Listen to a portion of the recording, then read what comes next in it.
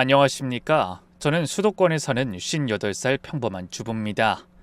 오늘은 제가 겪은 일 중 가장 드라마 같았던 생에 다시는 없을 사연을 말씀드리려고 합니다. 아직도 생각하면 가슴이 떨리고 눈물이 나네요. 제 이야기가 혹시라도 비슷한 상황에 계신 분들께 도움이 되었으면 하는 마음에 용기 내서 사연을 보냅니다.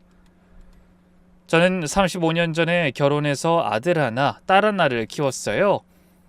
남편은 15년 전에 폐암으로 먼저 하늘나라로 갔고 그 뒤로 저 혼자 이런저런 일하면서 아이들 뒷바라지하며 살았습니다. 불행 중 다행으로 남편이 남긴 보험금과 제가 처녀적부터 모아두었던 적금이 있어 경제적으로는 크게 어렵진 않았어요. 작은 카페도 운영하고 있어서 지금도 생활비 정도는 충분히 벌고 있죠. 딸은 일찍 시집가서 해외에 살고 있고 아들은 서울에서 직장 생활을 하고 있습니다. 우리 아들은 정말 든든한 아이예요. 아빠가 돌아가셨을 때 아들은 아직 고등학생이었는데도 그때부터 엄마, 내가 항상 곁에서 든든하게 있을게 라고 했거든요. 울고 있는 제 어깨를 토닥이며 엄만 이제 꼭 행복하게 살아야 해. 아빠도 그걸 바라실 거야. 라고 위로하던 모습이 아직도 생생해요. 그날 이후로 아들은 정말 의젓해졌어요. 대학 졸업하고 곧바로 중견 IT 기업에 취직을 했거든요. 그때 첫 월급으로 제 선물을 사왔거든요. 예쁜 스카프였는데 비싼 건 아니어도 얼마나 어여쁘고 소중하던지 엄마, 이제 나도 돈 버니까 뭐 필요한 거 있으면 말해 라고 하기에 제가 아니야, 엄마는 알아서 잘 살아갈 수 있으니 네 돈은 네가 모아 라고 했죠. 그럼 또 그래도 가끔 선물은 할 거야 라며 웃더라고요. 사는 곳 거리가 그다지 가깝지 않았는데도 한 달에 한두 번은 꼭 저를 찾아왔어요. 이번 주는 뭐 먹고 싶냐며 맛집을 검색하고 같이 드라이브도 가고 가끔 카페에 와서 커피 마시며 책 읽는 아들을 보면 든든했어요. 동네 아주머니들이 아들 정말 듬직하네 효자야 라고 부러워했죠. 아들이 30이 되던 해 봄이었어요. 4월 어느 날 카페 일을 마치고 집에 왔는데 아들이 와 있었어요. 아들 오늘 일찍 왔네? 할 얘기가 있어서. 나 엄마한테 보여주고 싶은 사람이 생겼어. 그동안 연애 한 번 안 하던 아들이라 깜짝 놀랐죠. 회사 선배가 소개해준 여자야. 같은 회사 경리부에서 일해. 이름은 서연이고. 아들이 설명하는 내내 얼굴이 빨개져 있었어요. 한번 만나볼래? 라고 조심스럽게 묻는데 그렇게 설레하는 아들을 처음 본 것 같아요. 그래, 뭐 언제든지 엄마도 궁금하네 라고 했더니 환하게 웃었죠. 일주일 후 토요일 우리는 호텔 라운지에서 처음 만났어요. 아들이 엄마 너무 부담 주지 마 라고 신신당부했는데 저도 사실 긴장됐거든요. 그럴 정신이 어디 있겠어요. 그렇게 약속 시간보다 일찍 도착해서 기다리고 있는데 베이지색 트렌치 코트를 입은 젊은 여자가 아들과 함께 들어왔어요. 단정한 머리에 적당한 화장, 첫인상이 깔끔했어요. 안녕하세요 어머님, 처음 뵙겠습니다. 박서연이라고 합니다. 목소리도 차분하고 예의 발랐어요. 키는 좀 작은 편이었지만 균형 잡힌 몸매에 자세가 곧았죠. 분명 미인이었어요. 어서 와요. 민혁이한테 얘기 많이 들었어요. 라고 인사하니 그 친구가 살짝 미소 지었는데 그 미소가 약간 차가워 보였지만 긴장해서 그런가 싶었죠. 그렇게 계속 앉아 차를 마시며 이야기를 나눴어요. 나이는 아들보다 2살 어린 28, 서울 토박이라고 했죠. 강남에서 태어나 쭉 서울에서만 살았어요. 부모님은 무역업 하시고 저는 대학 졸업하고 바로 취직해서 혼자 살고 있습니다. 친구들과 지내는 것보단 혼자 공부하거나 일하던 시간이 길어서 재미없게 살았어요. 노는 법도 잘 모르고요. 게다가 명문대 출신이라고 아들이 자랑스럽게 덧붙였죠. 원래 대기업 계열사에 있었는데 워라밸이 좋은 곳으로 옮기고 싶어서 이직했어요. 지금 회사가 정말 마음에 들어요. 말하는 걸 들어보니 참 똑부러지더라고요. 계속 대화를 나누면서 느낀 건 정말 빈틈없는 사람이라는 거였어요. 커리어 계획도 뚜렷하고 재테크에도 관심이 많고 자기 관리도 철저히 보였죠. 매주 필라테스 다니고 영어 회화도 꾸준히 하고 있어요. 라는 말에 성실한 사람이구나 싶었어요. 아들을 보는 눈빛도 진지했고요. 어머님, 카페 운영하신다고 들었어요. 정말 멋지세요. 저도 나중에 카페 해보고 싶어요. 재밌긴 한데 쉽진 않아요. 체력도 많이 들고. 그래도 본인 사업이 있다는 게 부러운걸요. 전 그렇게 주체적인 분들이 참 대단한 것 같아요. 헤어질 때 아들과 나란히 걸어가는 뒷모습도 참 잘 어울렸죠.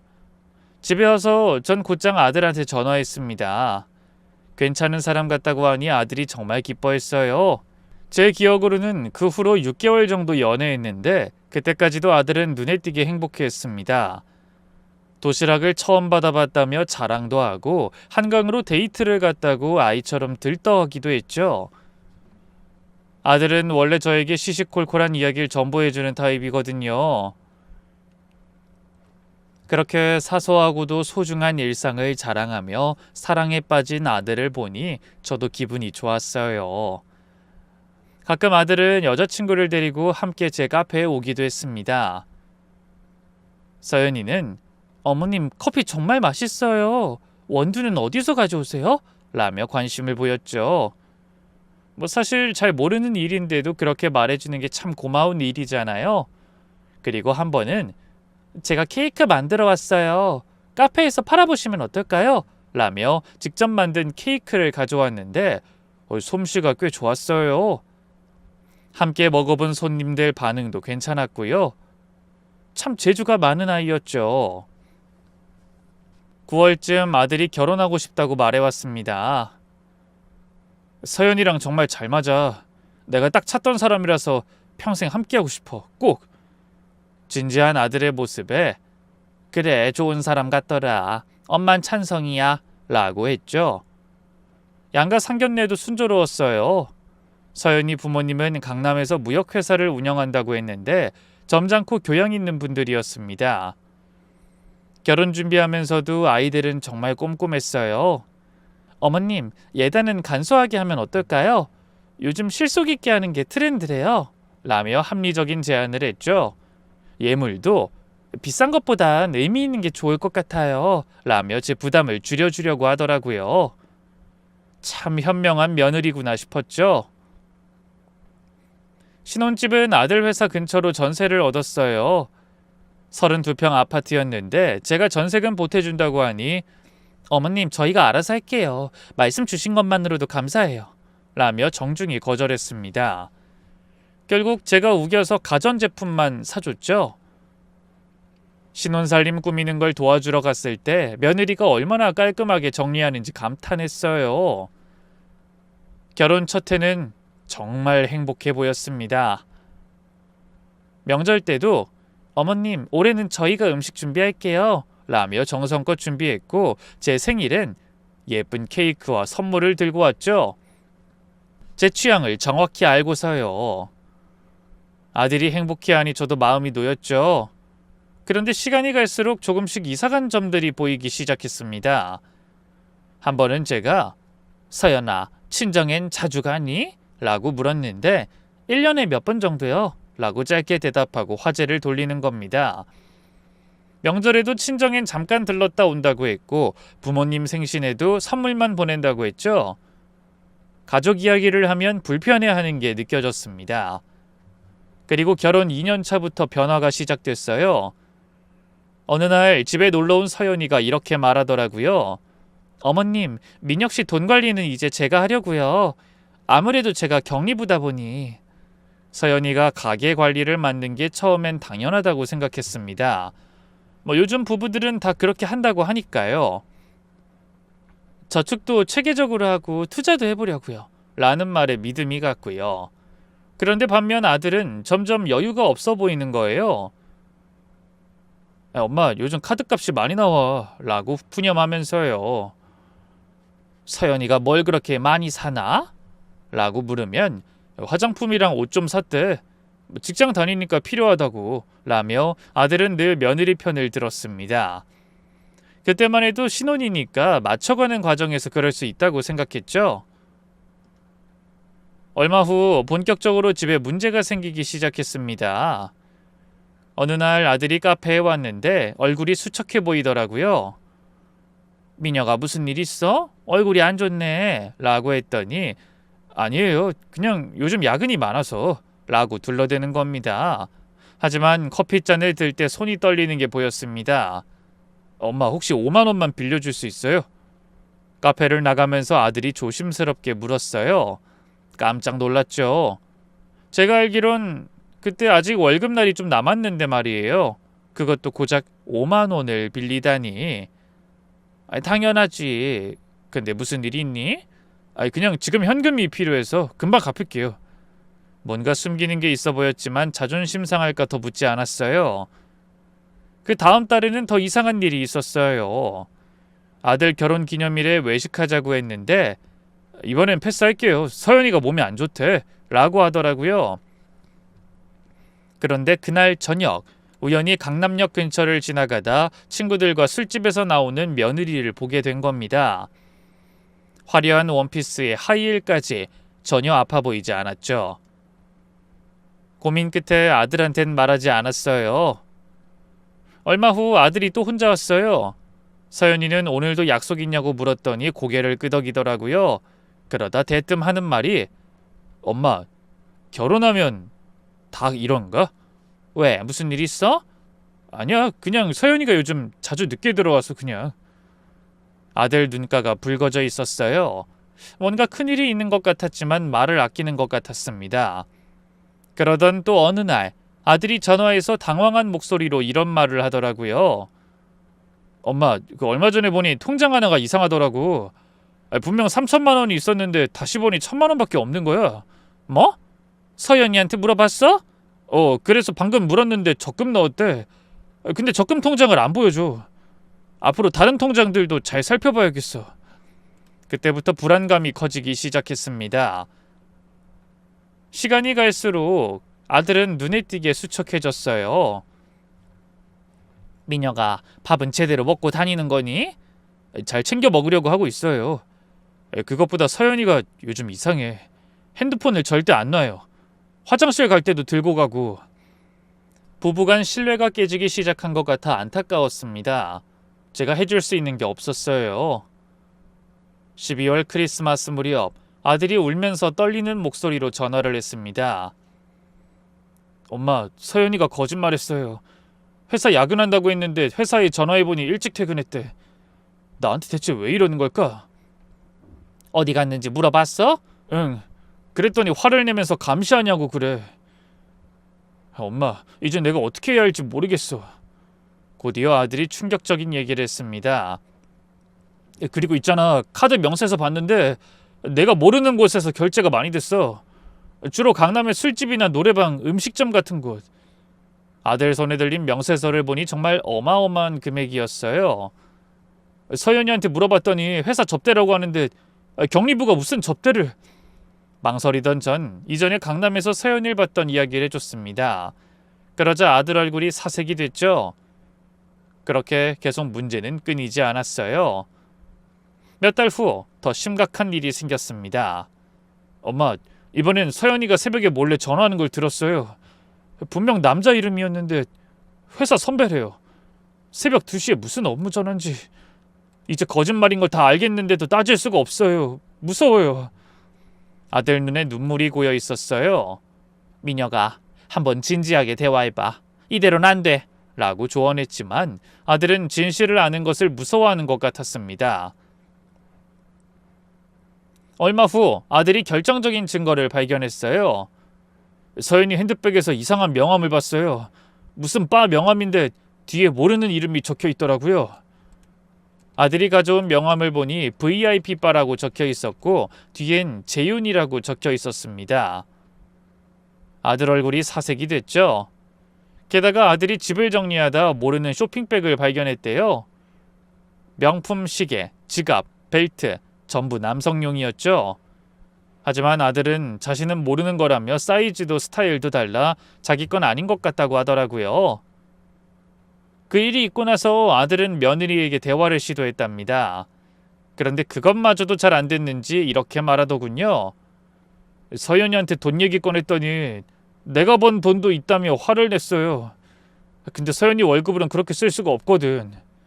그래도 조금만 더 기다려 볼게요. 관계를 회복하고 싶어요. 아들은 이미 많은 걸 알고 있었지만 끝까지 아내를 믿고 싶어 했습니다. 차마 인정하고 싶지 않았던 거예요. 전 그저 안쓰러웠죠. 그때 당시만 해도 제가 할 수 있는 건 아들의 이야기를 들어주고 묵묵히 기다려주는 것이라고 생각했어요. 시어머니가 끼어들면 문제가 더 심각해질 거라 생각했죠. 그러다 아들이 회사 야유회를 가기로 했거든요. 야유회를 떠나던 아침 저에게 전화가 왔어요. 전날 밤에 짐을 챙기다 불안한 마음이 들어 며느리랑 이야기를 나누려고 했답니다. 서연아, 우리 솔직하게 얘기하자. 뭔가 힘든 일 있으면 같이 해결해야 하잖아. 무슨 소리야? 피곤하니까 그만해. 알았어. 야유회 다녀와서 다시 얘기하자. 아들은 야유회 다녀오고 문제를 정면으로 돌파할 생각이었습니다. 엄마, 돌아와서 서연이랑 제대로 얘기해 볼게요. 더 이상은 못 참겠어요. 그래. 하지만 너무 감정적으로 하지 말고 차분하게 해. 네, 엄마. 걱정 마세요. 저는 다정히 조언했지만 아들의 목소리는 너무 지쳐 있었습니다.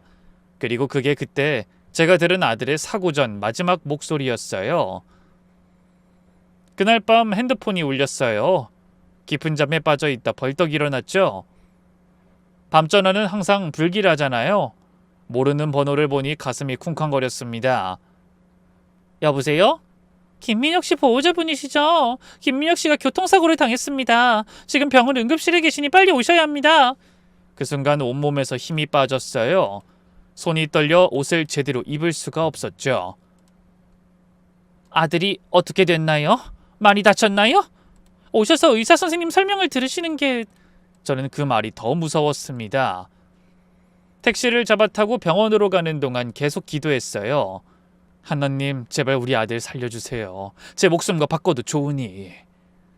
빗길에 택시가 천천히 가는 게 답답해 미칠 것 같았죠. 병원에 도착하니 응급실은 아수라장이었어요. 회사 버스 사고로 많은 사람이 다쳤대요.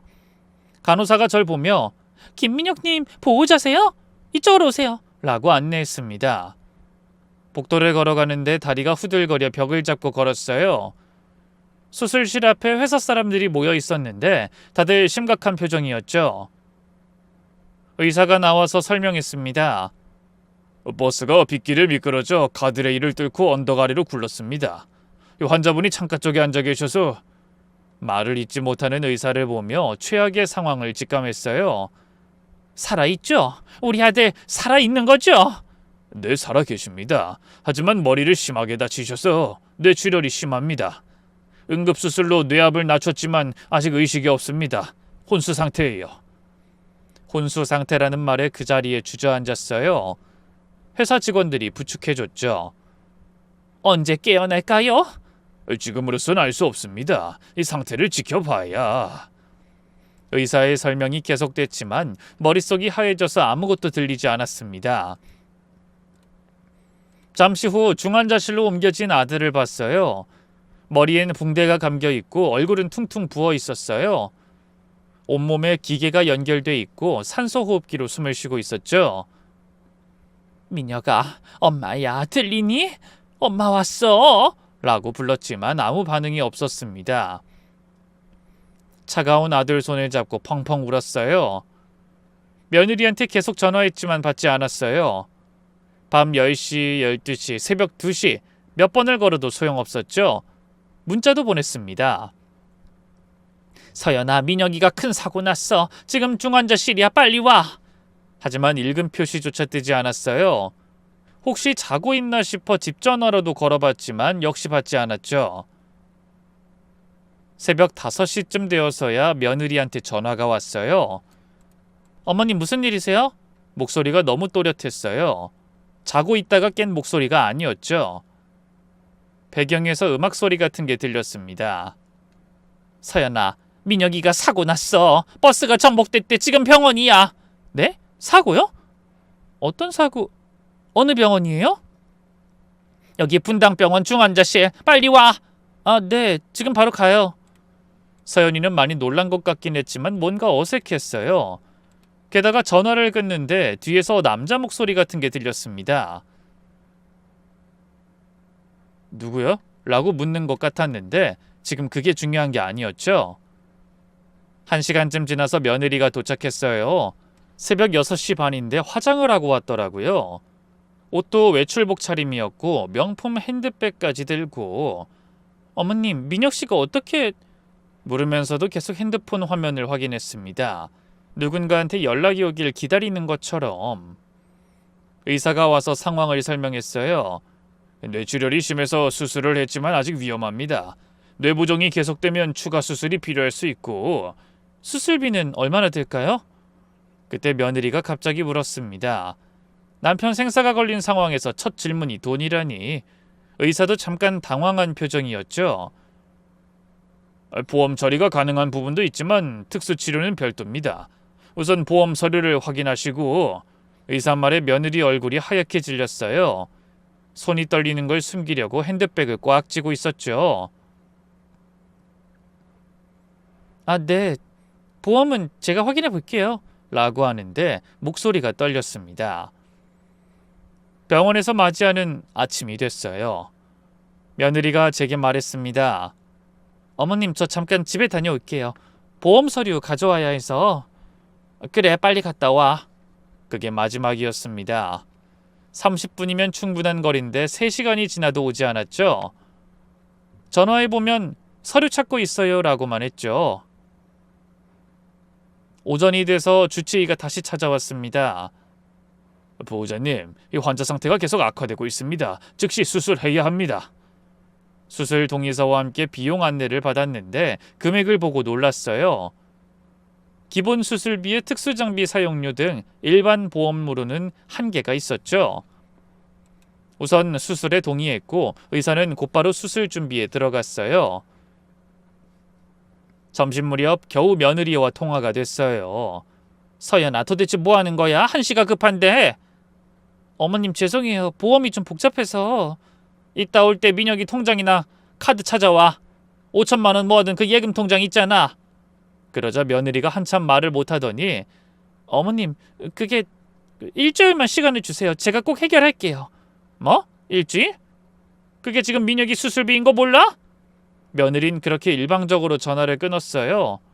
그 순간 뭔가 크게 잘못됐다는 걸 직감했죠.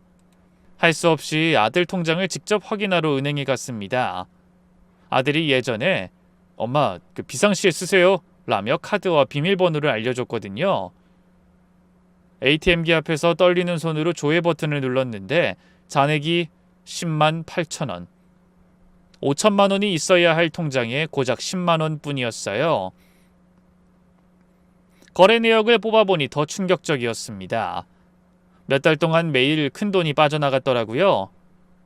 100만 원, 200만 원, 많을 땐 500만 원씩 모두 현금 인출이었고 대부분 강남역 근처 ATM기였어요. 단 몇 개월 만에 5천만 원이 흔적도 없이 사라진 거죠. 전 곧장 아들 집에 잠시 들러서 증거를 더 찾아봤어요. 안방 책상 서랍에서 며느리 명의카드 청구서를 5개나 발견했는데 전부 한도를 초과한 상태였습니다.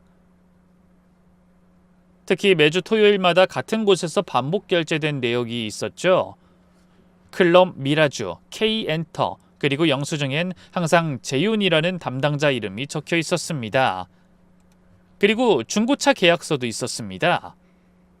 외제차를 할부로 구매하기로 했는데 구매자는 아들이 아니었습니다. 거기엔 역시 최재윤이란 이름이 있었죠. 옷장을 열어보니 더 기가 막혔어요. 남성용 명품들이 가득했는데 역시 아들 것이 아니었습니다. 시계, 지갑, 벨트, 향수, 영수증을 보니 모두 며느리가 결제한 것들이었죠. 우리 아들 돈으로 다른 남자한테 선물을 사준 게 분명했어요. 더는 혼자 감당할 수 없어 경찰인 조카에게 전화했습니다. 조카는 심각하게 상황을 받아들였죠. 이모, 이거 완전 사기 사건이네요. 이모한테 이런 말하기 좀 그렇지만 요즘 젊은 여성들이 호스트에 빠져서 가정 파탄 나는 경우가 많아요. 제가 아는 사설 흥신소가 있는데 소개해 드릴게요. 이런 케이스 전문이에요. 빨리 증거 확보하는 게 중요하거든요. 조카가 준 번호로 바로 연락했습니다. 흥신소에서 일하는 일명 탐정은 다행히도 내일 바로 만나자고 답을 줬어요. 다음 날 강남의 한 카페에서 탐정을 만났습니다. 50대 남자분이었는데 차분하고 신뢰가 가는 인상이었죠. 탐정은 드라마에서나 볼 수 있다고 생각했는데 생각보다 근처에 있는 평범한 사람들이더라고요. 호스트바 관련 사건 많이 다뤄봤습니다. 대부분 비슷한 패턴이에요. 처음엔 친절하게 대해주다 점점 돈을 요구하죠. 제가 가져간 증거들을 보더니 수첩에 뭔가를 적으며 계속해서 말했어요. 전형적인 케이스네요. 재현이라는 이 사람 아마 여러 여성을 상대하고 있을 겁니다. 일단 며느님 현재 위치와 행적부터 파악하고 돈의 흐름도 추적해 보겠습니다. 비용은 하루 50만 원입니다. 우선 3일이면 기본적인 건 파악 가능해요. 아들 수술비도 모자란 상황에서 탐정비까지. 하지만 진실을 알아야 뭐라도 할 수 있을 것 같았습니다. 돈은 상관없어요. 빨리 알아봐 주세요. 라고 부탁했죠. 탐정을 고용한 다음 날 오후 첫 연락이 왔습니다. 어머님, 며느님 위치 파악했습니다. 지금 강남 신논현역 근처 오피스텔에 계시네요. 20대 후반 남성과 함께 들어가는 걸 확인했습니다. 사진 보내드릴게요. 오피스텔이라니? 우리 며느리가 왜 거기에... 사진을 받아보니 정말 며느리가 맞았어요. 검은색 원피스에 선글라스를 끼고 젊은 남자 팔짱을 끼고 있었죠. 남자는 키가 크고 마른 체형에 연예인처럼 꾸민 모습이었습니다. 염색한 머리에 귀걸이까지. 앳된 얼굴이어서 며느리보다 어려 보이더라고요. 저 남자가 최 씨인 것 같습니다. 호스트바 K엔터 소속이고요. 어머님, 더 충격적인 건 그 오피스텔이 최 씨 명의예요. 6개월 전에 전세 계약했는데 보증금이 7천만 원이더군요. 7천만 원? 계속해서 돈이 사라진다고 하더니 그렇게 거금이 빠져나간 줄은 몰랐어요. 계약 시기를 보니 며느님이 돈 관리 시작한 시기와 일치합니다. 그날 저녁 병원에서 수납 관련해서 연락이 왔어요. 저는 수술비를 마련해야 했고 며느린 깜깜무소식이었죠. 어쩔 수 없이 제 돈과 친척들에게 이리저리 연락해서 돈을 빌렸습니다. 동생에게 1,000만 원, 사촌이 500만 원. 평생 남에게 손 벌린 적 없었는데 아들을 위해서라면 자존심도 버릴 수 있었어요. 밤 10시쯤 탐정이 또 연락했습니다. 며느님이 그 남자랑 룸사롱에 가셨네요. VIP 호스트바라는 곳인데 입장료만 30만 원이래요. 근데 며느님이 울면서 나왔습니다. 뭔가 실랑이가 있었던 것 같은데.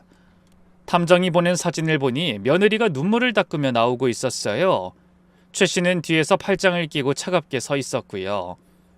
탐정이 근처에서 들었는데 돈이 더 필요하다는 말이 나왔답니다. 그래서 며느리가 병원에 못 오는구나. 돈을 구하러 다니느라. 절망스러운 마음이 들더라고요. 셋째 날 탐정이 최 씨에 대한 상세한 정보를 가져왔어요.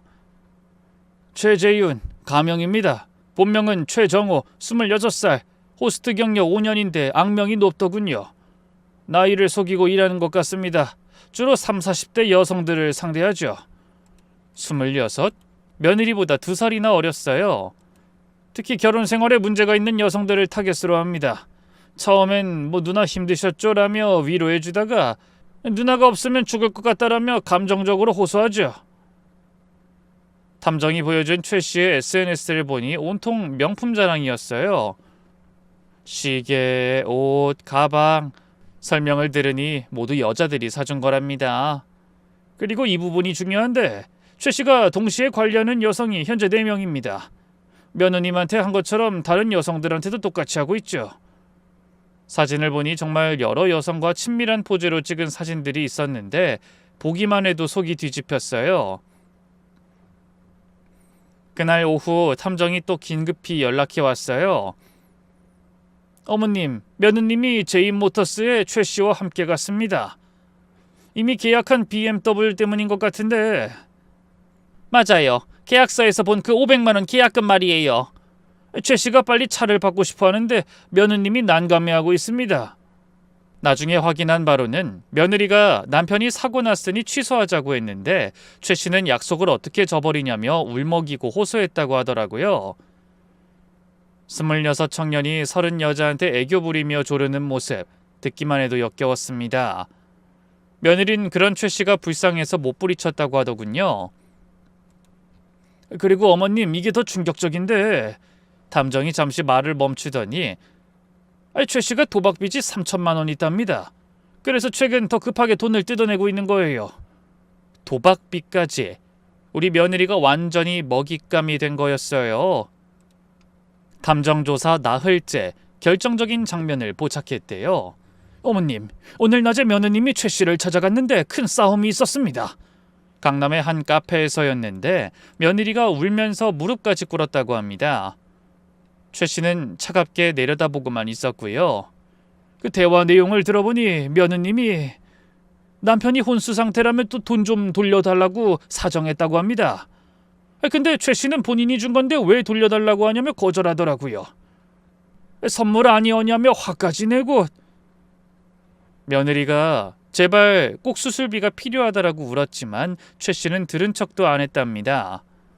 오히려 최 씨가 그럼 보험금 타면 되잖아. 어차피 식물인간 되면 돈 들어올 텐데 라고 했대요. 그 말에 며느리가 뺨을 때렸고 최 씨는 화를 내며 나갔다네요.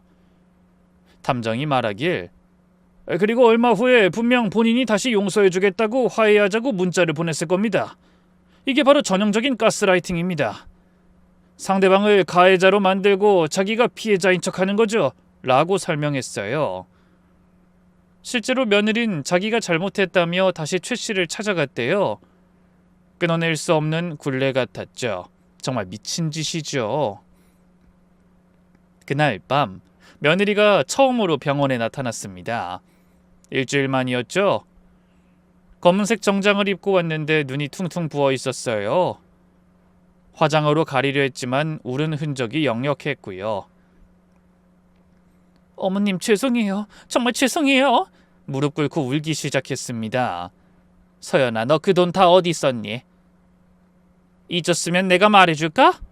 단도직입적으로 물었어요. 며느리가 흠칫 놀라며 올려다봤죠. 어머님이 어떻게... 다 알아. 호스트바 최씨, 오피스텔 전세금, 외제차 계약금 다 알아. 며느리 얼굴이 사색이 됐습니다. 막상 들키고 나니 정신이 든 것처럼 이제야 제 얼굴을 똑바로 보더라고요. 어머님, 잘못했어요. 제가 미쳤어요. 한번 내주다 보니 계속해서 퍼주게 됐어요. 여태껏 준 돈이 아깝기도 했고 그만큼 내게 더 큰 걸 주겠지 하면서 자꾸만 들어줬어요. 하지만 이제 정리하려고 했어요. 재윤이, 아니 그 사람한테 돈 돌려달라고 했는데 안 준대서. 며느리가 처음으로 진실을 말하기 시작했습니다. 제가 바보였어요. 그 애한테 완전히 놀아난 거예요. 그래도 아직 그 애라고 부르는 걸 보니 미련이 남아있는 것 같았습니다. 바로 그때 며느리 핸드폰이 울렸어요. 화면에 재윤이라고 떴죠. 며느리가 받으려 했지만 제가 낚아챘습니다. 여보세요? 누나? 아니, 누구세요? 앳된 남자 목소리가 들렸어요. 생각보다 더 어린 목소리였죠. 그래, 내가 서연이 시어머니다. 네가 최재연이구나. 아, 어머님이시구나. 서연 누나한테 많이 들었어요. 능글맞은 목소리에 화가 치밀었습니다. 남의 가정 파탄 내는 게 재밌니? 젊은 나이에 그렇게 인생 살고 싶어? 어머님, 저랑 서연 누나는 진짜 사랑하는 사이예요. 나이는 상관없죠. 사랑? 돈만 빨아먹으면서? 내일 당장 나와. 할 얘기 있으니까. 어머님이 뭔데요? 전 서연 누나랑만 얘기해요. 버릇없는 말투에 더 화가 났지만 간신히 참았죠. 감정적으로 휘둘려서는 안 된다는 판단이 들었습니다. 그래, 그럼 네가 받은 돈 다 경찰에 신고할 거야. 사기죄로. 제 대답에 놀란 듯 최 씨는 잠시 침묵하더니 알았어요. 내일 만나죠. 대신 서연 누나도 같이 와야 해요. 라고 했습니다. 약속 장소는 강남역 근처 호텔 라운지로 정했죠. 며느리는 어쩔 줄 몰라 하며 자기가 해결하겠다고 말렸지만 제 결심은 확고했어요.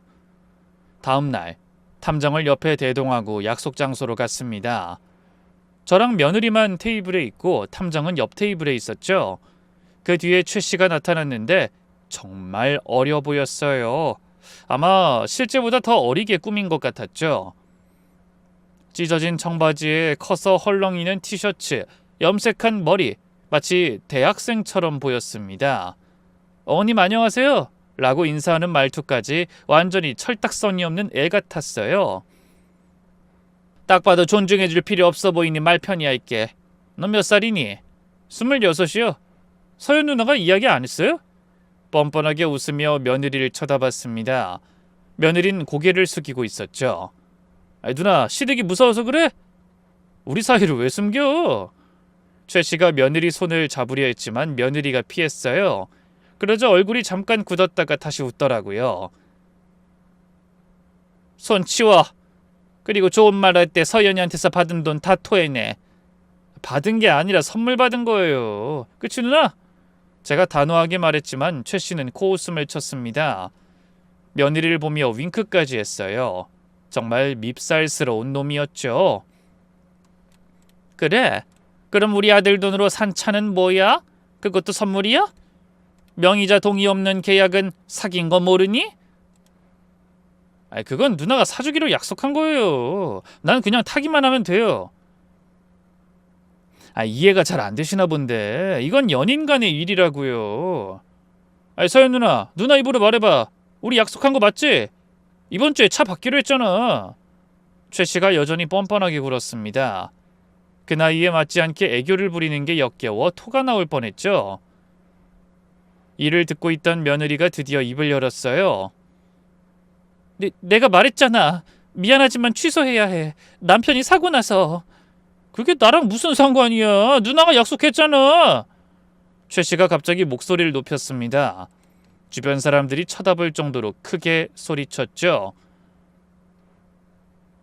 돈이 부족해서 그래? 남편 보험금 들어오면 그때 주면 되잖아. 최 씨가 이런 말을 서슴없이 하는 걸 보고 정말 충격받았습니다. 아들이 아직 살아있는데 벌써 보험금 타령이라니. 야, 너 지금 뭐라고 했어? 멀쩡히 살아있는 사람한테 뭐? 보험금? 그냥 그럴 수도 있다는 거예요. 제가 소리치니까 최 씨가 곧바로 꼬리를 내리더니 곧장 자리를 뜨더군요. 그날 오후 며느리를 이끌고서 제이모터스에 가서 계약을 취소했습니다. 사장님이 최 씨 때문에 오신 거군요. 그 친구 때문에 곤란한 일이 많아요. 하필 꼭 우리 매장에서 와서는 여러 여자들이 최 씨랑 와서 계약하고 잔금 못 치르는 경우가 많거든요. 라고 하더라고요. 우리는 다행히 위약금만 내고 취소할 수 있었죠. 그러자 곧바로 최 씨한테서 분노의 전화가 왔습니다. 누나 어떻게 이럴 수가 있어? 내 차를... 네 차 아니야. 애초에 네 차가 될 수 없었어. 누나 우리 그동안 뭐였어? 다 거짓이었어? 미안해. 하지만 이제 나 정신 차렸어. 더 이상은 못해.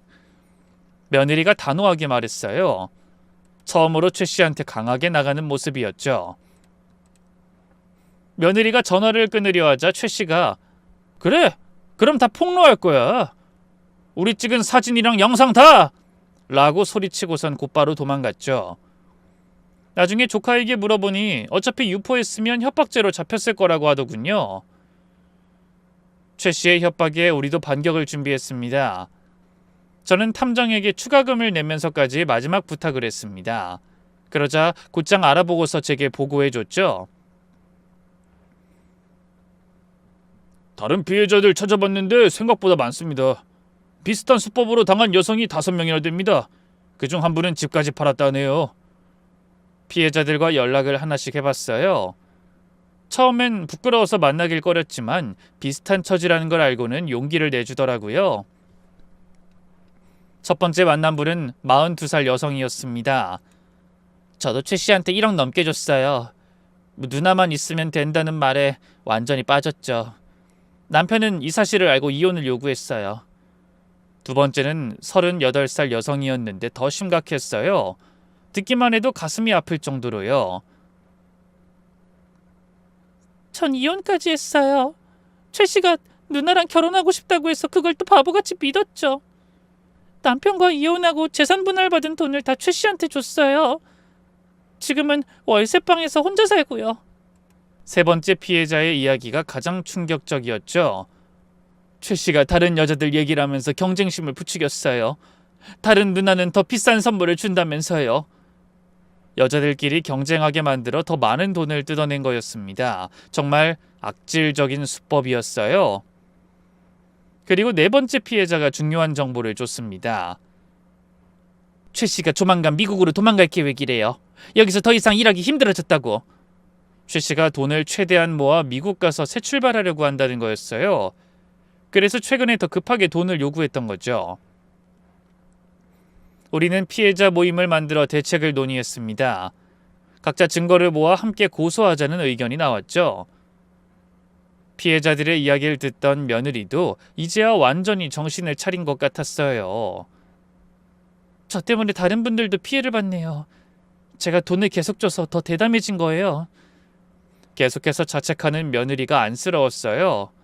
그리고 그날 밤 생각지 못한 충격적인 연락이 왔죠. 다섯 번째 피해자라는 분이었습니다. 23세 대학생이었는데 목소리가 굉장히 떨리고 있었어요. 저 최 씨 현재 여자친구예요. 아니였어요. 오늘 헤어졌거든요. 그 많은 사람이 다 최 씨한테 당했다니 저도 속은 거였네요. 그 대학생이 결정적인 증거를 가져왔습니다. 최 씨가 여자들별로 관리하는 수첩이었죠. 거기엔 서연, 월 1,000만 원이 목표, 현재 달성률 80% 이런 식으로 적혀 있었어요.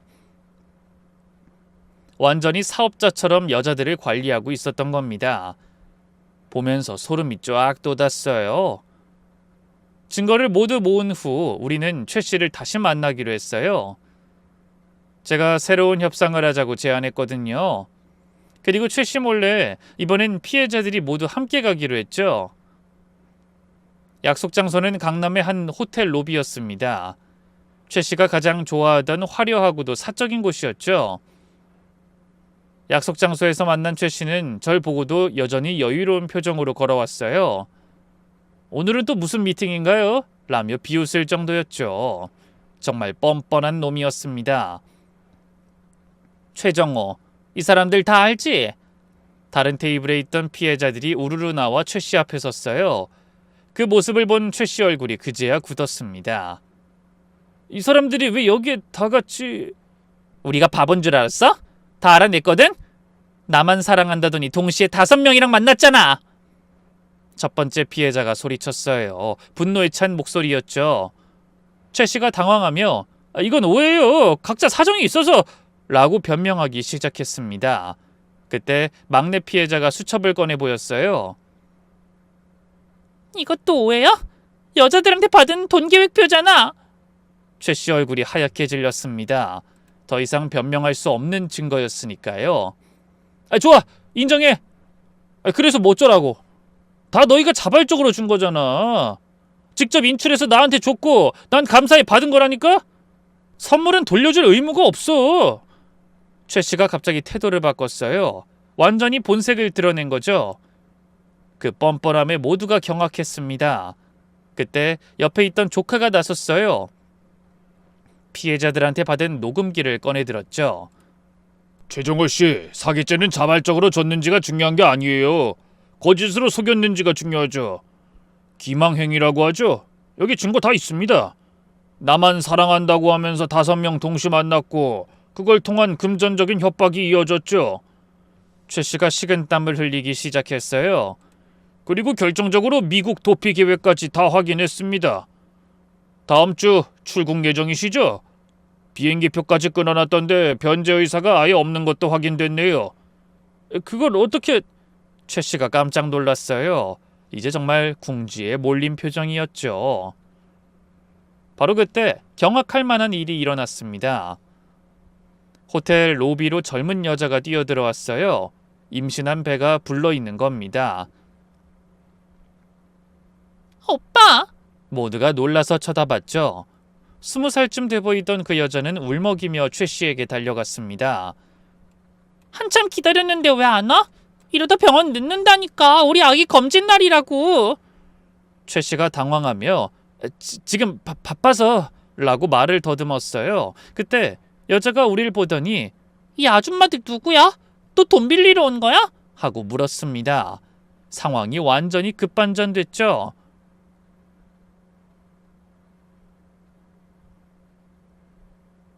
뭐야? 너 임신했어? 두 번째 피해자가 경악했어요. 그러자 임신한 여자가 네, 7개월 됐는데요. 재윤 오빠 아기예요. 근데 아줌마들은 뭐예요? 그 순간 며느리 얼굴이 사색이 됐습니다. 최재윤, 너 정말 쓰레기 자식이었구나. 떨리는 목소리로 말했죠. 최 씨는 궁색하게도 여긴 그냥 아는 동생이야. 오해하지 마. 라고 변명했습니다. 그러자 임신한 그 여자가 최 씨 팔을 잡아당겼어요. 뭐? 동생? 이 오빠가 당신들한테 뭐라고 했어요? 저한텐 제가 첫사랑이라고 평생 나만 사랑할 거라고 했는데. 임신한 여자가 계속 따져 물었어요. 그 모습을 본 며느리가 충격을 받은 듯 비틀거렸습니다. 세 번째 피해자가 우리도 다 그런 말 들었어. 너도 속은 거야. 라고 소리쳤습니다. 그런데 더 충격적인 말이 이어졌어요. 오빠가 호스트바에서 일한다고요? 아이, 거짓말이죠? 오빤 대기업 다닌다고 했어요. 부모님께 인사도 했고 혼인신고도 했는데. 그 20살 대학생은 최 씨의 직업조차 모르고 있었던 겁니다. 혼인신고까지 했다는 말에 모두가 경악했죠. 뭐? 혼인신고를 했다고? 며느리가 다리에 힘이 풀린 듯 주저앉았어요. 제가 부축했지만 며느린 계속 고개를 저으며 정말 바보 같아. 내가 멍청이였어. 라고 중얼거렸습니다. 최 씨의 진짜 모습이 완전히 드러나는 순간이었어요. 누나, 이건 정말 오해야. 내가 설명할게. 최 씨가 며느리에게 다가가려 했지만 며느리가 손을 들어서 막았습니다. 그만! 이제 충분히 봤어. 며느리 눈에서 뭔가 빠져나가는 게 보였어요. 남아있던 일말의 집착과 미련이 한순간에 사라지는 것 같았죠. 뭐가 오해라는 건데요? 이 아줌마들이 왜 오빠를 아는 건데 설명해줘요. 우리는 다 최 씨한테 속아서 돈 준 사람들이야. 너도 속은 거야. 임신한 여자가 계속 울부짖자 첫 번째 피해자가 소리쳤어요. 거짓말. 재윤 오빠는 날 사랑해. 그래서 아기도 가진 거라고. 하지만 최 씨는 이미 슬슬 뒤로 빠지고 있었어요. 야, 어디가? 세 번째 피해자가 최 씨 팔을 잡았습니다. 이제 끝이야. 네가 얼마나 더러운 놈인지 다 드러났잖아. 그때 며느리가 입을 열었어요. 목소린 차분했지만 단호했죠. 최재윤, 아니 최정호, 너는 지금도 지난날도 다 거짓뿐이었구나. 날 사랑한 적은 한 번도 없었어. 그냥 돈이 필요했을 뿐이지.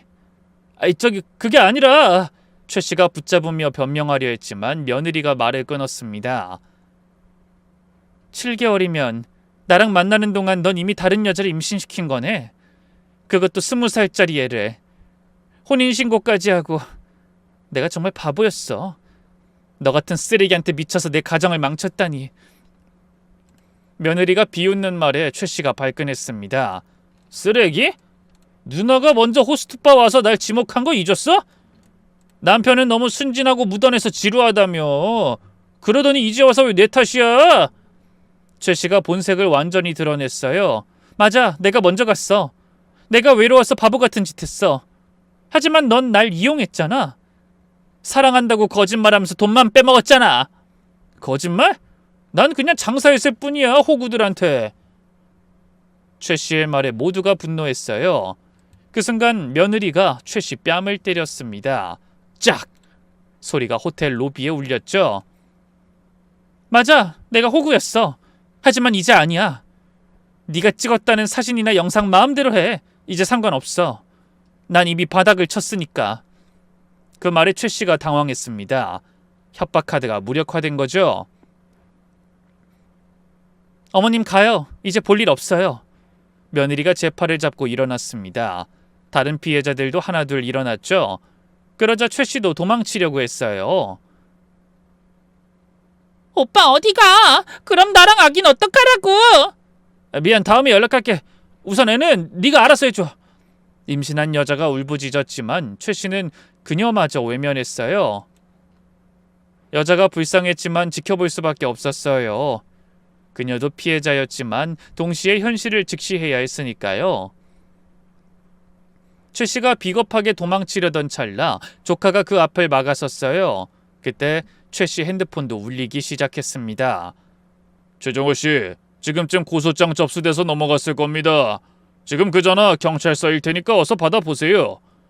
최 씨는 핸드폰을 슬쩍 보더니 나지기에 욕을 내뱉고선 밖으로 도망쳤습니다. 그 뒷공무니가 완전히 볼품없었죠. 밖으로 나온 며느리가 다시 눈물을 흘리기 시작했습니다. 저에게 사과를 하고 다른 피해자들에게 고개를 숙였죠. 어머님 죄송해요. 그리고 다들 고마워요. 혼자였다면 못 끊었을 거예요. 피해자들은 서로 눈짓하고선 다른 말은 나누지 않고 이내 흩어졌어요. 말하지 않아도 그 눈빛으로 자신들의 잘못과 서로를 향한 위로를 나눈 거겠죠. 최 씨는 그렇게 경찰 조사를 받게 됐습니다. 결국 일부 돈을 돌려주기로 합의했죠. 오피스텔 보증금 일부와 명품 팔아서 2,500만 원 정도. 전체 피해액에 비하면 적었지만 그나마 다행이었어요. 최 씨는 결국 기소유예 처분을 받고 서울을 떠났다고 들었습니다. 분명 언젠가 그 죗값을 2배, 3배로 거하게 돌려받는 날이 있을 거라 믿어요. 한편 아들 수술비는 여러 사람의 도움으로 겨우 마련했어요. 며느리도 이제 정신을 차리고 돈을 구하러 다녔죠. 친정에도 사실을 털어놓고 도움을 청했대요. 딸이 그런 일을 했다니 우리도 몰랐어요. 하며 친정 어머니도 우셨다고 하네요. 그리고 며느리가 잃은 돈만큼 다시 채워주셨죠. 몇 시간의 대수술 끝에 의사가 나왔습니다. 수술은 다행히 성공적이었습니다. 하지만 언제 깨어날지 몰라 기약 없는 기다림이 시작됐죠. 며느리는 회사도 휴직하고 매일 병원을 지켰죠. 어머님, 제가 정말 죄인이에요. 라며 매일 울었습니다. 처음엔 그냥 위로받고 싶었어요. 민혁 씨가 저를 많이 사랑한다는 건 알지만 정서적으로 기대기는 힘들었거든요. 워낙 말수도 없고 무덤덤한 사람이니까. 그러다 회사 동료가 호스트바 가자고 해서 호기심에 따라갔는데 처음엔 그냥 말 잘 들어주는 다정한 동생 같았어요. 근데 점점 도박 중독처럼 빠져들었죠. 이젠 정말 전부 깨달았어요. 그 애는 처음부터 날 돈으로만 봤다는 걸. 난 가족의 소중함을 잊고 그저 새로움과 낯선 감정을 쫓았던 걸요. 전 그저 듣고만 있었지만 그래도 이젠 진심으로 반성하는 게 보였어요.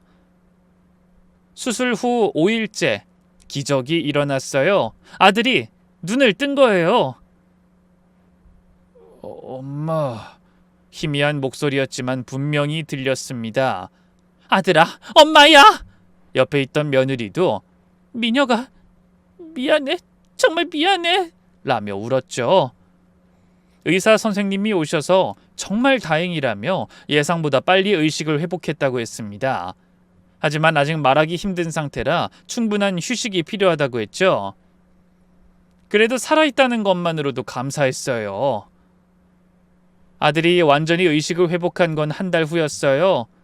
처음으로 온전한 문장을 말했을 때 저는 며느리를 불러 아들에게 모든 걸 털어놨어요.